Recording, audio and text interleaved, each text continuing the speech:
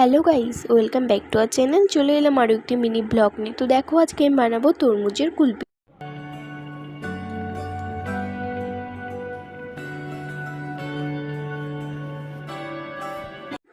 তার জন্য এখানে অনেক ফ্লেভারের নিয়ে নিয়েছি হজমলা আর নিয়ে নিয়েছি জলজিরা।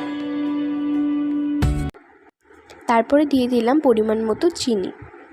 এরপরে ভালো করে পেস্ট করে নিলাম আর দিয়ে দিলাম সেই তরমুজগুলো।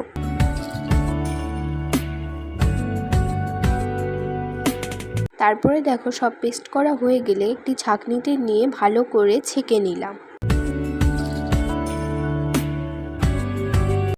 আমি এখানে আইসক্রিম বানানোর জন্য ব্যবহার করেছি ছোট গ্লাস। তারপরে দেখো, গ্লাসে সব ঢেলে দিলাম।